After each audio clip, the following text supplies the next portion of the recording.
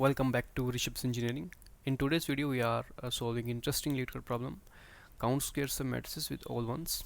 This is super fun and practical problem that will really test your problem solving skills. So stick around till the end. Alright, let's dive in. We are given a m cross n matrix of ones and zeros, and we have to return how many square submatrices we have that contain all ones. So before jumping to the solution, let's break down this problem. Let's take this matrix in here. And alright, what is the first thing we know about squares? I know my square have equal sides, and my square to be valid submatrix, I need to fill with all ones.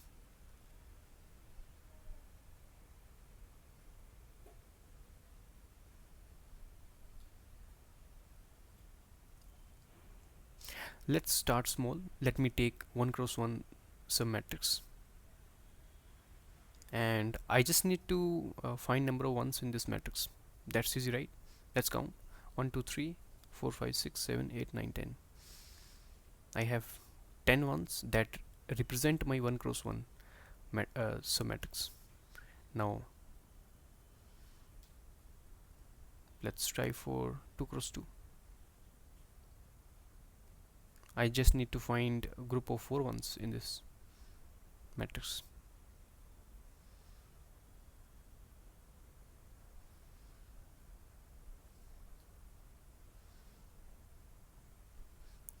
And we have 4 submatrix for side 2.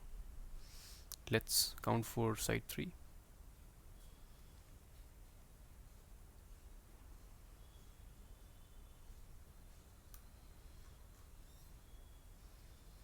I need to find group of 9 ones, and I have only one for side 3. Now let's add these values. We have 15. This is my answer. I hope you guys understand this problem. After looking at this problem, what comes to my mind, like what happen if I count for 1 cross 1 submatrix?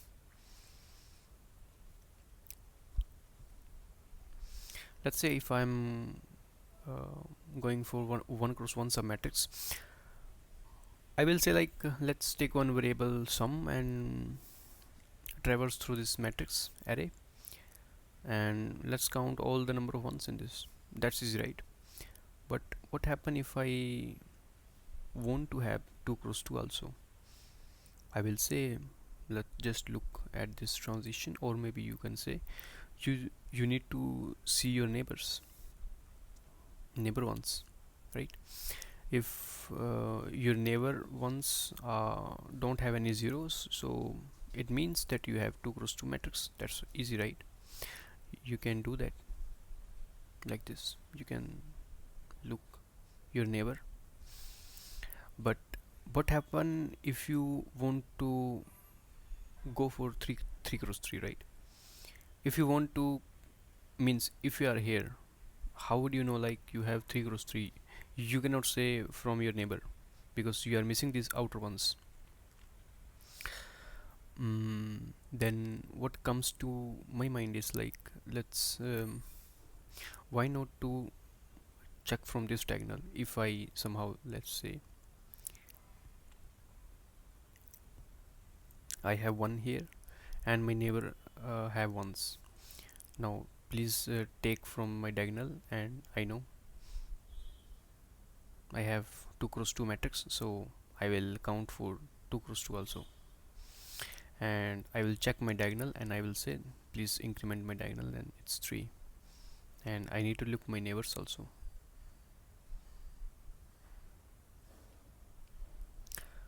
But I think I still missing something. Let me take one more example also.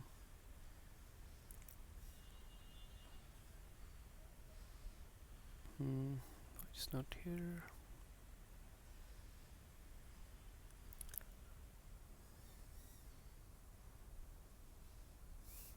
Suppose guys, if I have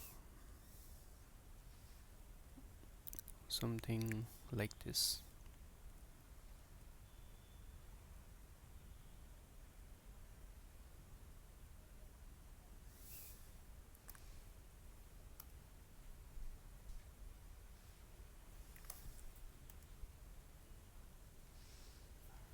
Something like this. And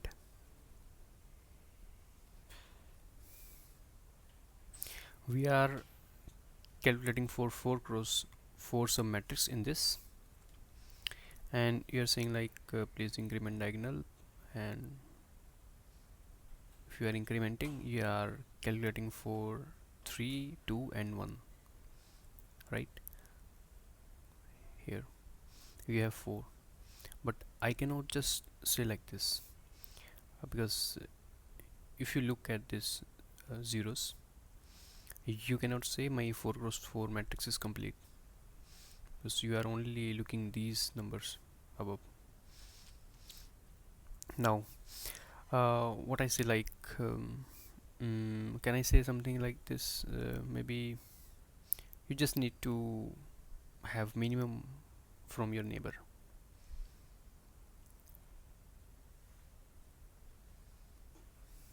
Say I know this is my 2 cross 2 matrix, this is my 2 cross 2,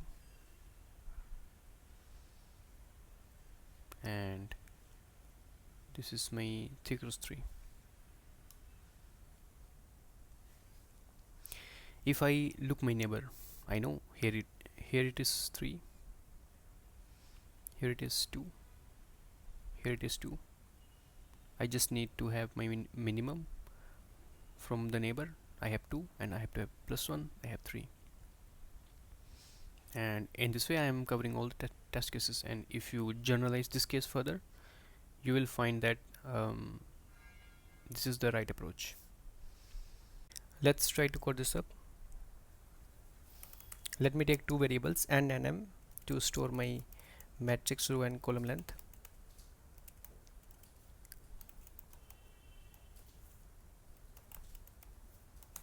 Let me take one sum variable to store my all the counts, and one dp matrix. It should be of n cross m length,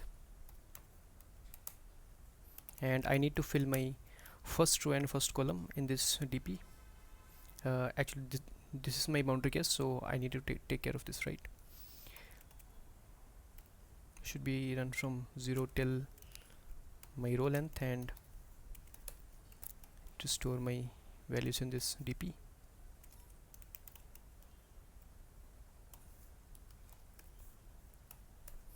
And take the sum of these values.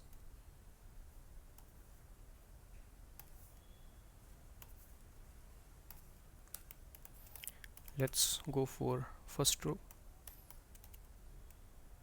I need to start from 1 because I have already taken my sum for first cell in this previous loop.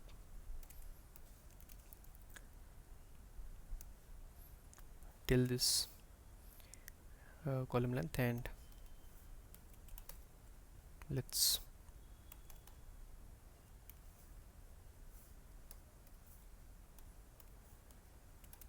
make my first row equal to this matrix.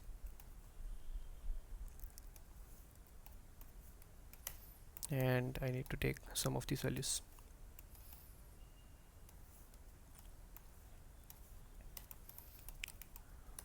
Let's traverse this matrix now.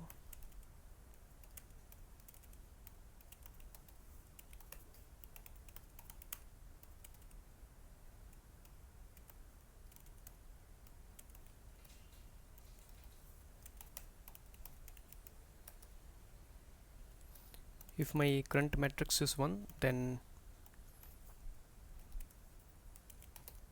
I will say, like, suppose if my this value is 1, then I will say please look my neighbors and take the minimum of the neighbor and add plus 1.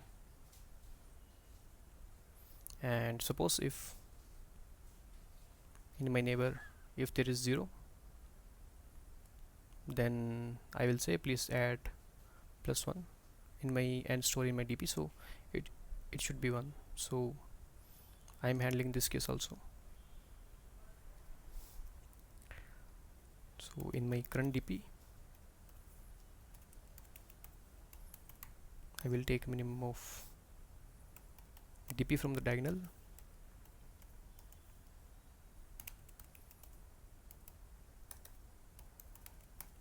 let's take a minimum from previous row and previous column.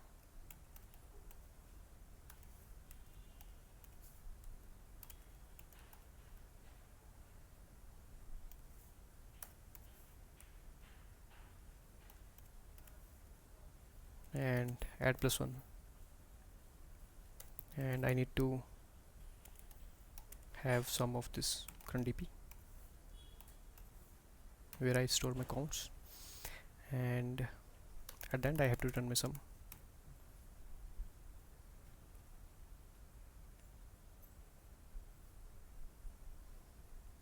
Okay, where I did mistake.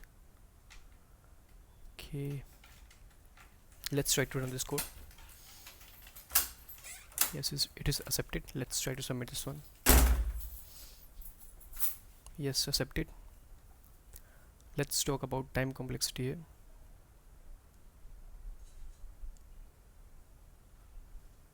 I know I am traversing through this matrix, so it should be n cross m, and my space complexity will be big of n cross m because I am taking 1 dp. And if you find this video helpful, please like and subscribe. Thank you.